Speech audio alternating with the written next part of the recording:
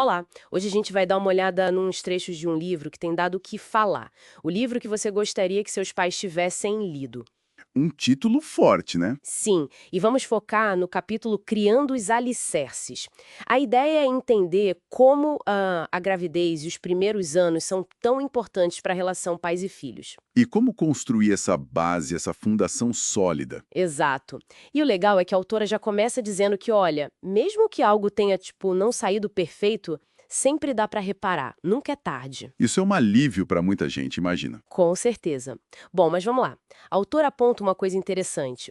Muitos pais, na correria, focam muito na eficiência, sabe? Em fazer as coisas, resolver problemas. Tipo um checklist da parentalidade. É, quase isso. E aí acabam perdendo a chance de realmente sentir junto com os filhos. A conexão emocional fica meio de lado. Isso pode prejudicar a comunicação mais pra frente, né? Pode sim.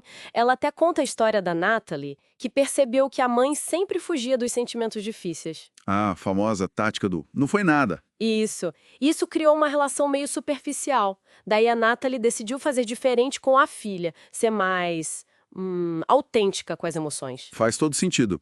E essa ideia de tratar a criança como uma pessoa desde o começo, não como um projeto, é central no que ela escreve. Como um projeto a ser aperfeiçoado, né? Exatamente. E isso começa antes mesmo do nascimento, na gravidez. A autora vê esse período como uma chance de ouro para a gente refletir sobre nossa própria história com nossos pais. Mexer em vesperos antigos, talvez. É, pode ser, mas necessário, né? Ela critica bastante aquela pressão social por uma gravidez ideal. Aquela imagem perfeita, sem espaço para dificuldades. Isso. E critica também o que ela chama de magia imitativa. Aquela crença de que, sei lá, se a mãe ouvir Mozart, o bebê vira um gênio. Ah, sim. Tratar o bebê quase como um objeto que a gente molda com ações externas. Exato. A sugestão dela é o oposto. Observar, tentar conhecer aquele bebê como um indivíduo, desde a barriga. E essa observação continuou depois do nascimento, né? Ela fala de estilos diferentes de pais. Sim, ela traz uma distinção interessante. Os reguladores, que focam mais em rotinas, horários, Tudo organizadinho. isso. E os facilitadores, que estão mais ligados nas deixas do bebê, nas necessidades que ele expressa. Mas no fluxo do bebê, digamos assim. Exato. Mas o ponto-chave, segundo ela, não é qual estilo é melhor, mas sim a honestidade dos pais. Honestidade sobre os próprios sentimentos. Sim, fingir que tá tudo ótimo quando não tá, isso pode ser confuso para a criança. É importante ser verdadeiro, mesmo com as emoções difíceis. Falando em observar o bebê, eu adorei o exemplo do brass crawl, achei incrível. Ah, é fantástico, né? Aquele movimento instintivo do recém-nascido indo pro peito sozinho. Mostra muito como ele já vem com uma capacidade enorme, né? Talvez a gente precise interferir menos e confiar mais, deixar o bebê guiar um pouco. Perfeito.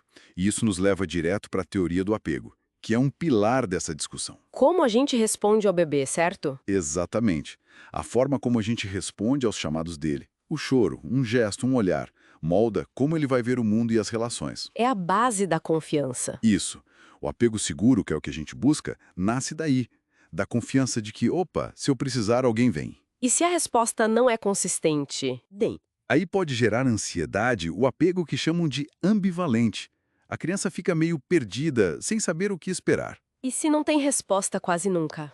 Aí pode levar ao evitamento, o apego evitativo. A criança meio que aprende a não precisar, a não buscar conforto. E tem casos mais complexos, né? O desorganizado, que envolve medo. Entendi. E sobre o choro? A autora tem uma visão bem direta. Tem sim. Ela descreve o choro como coercivo, Coercivo? Como assim? no sentido biológico. É feito para exigir uma resposta. É um sinal de sobrevivência potente. Então, ignorar não é só ensinar a ser independente. De jeito nenhum. Ignorar sistematicamente vai contra essa natureza e pode ser bem prejudicial. Pode levar ao tal estresse tóxico. Que é aquele estresse contínuo que afeta o cérebro do bebê, né? Exatamente.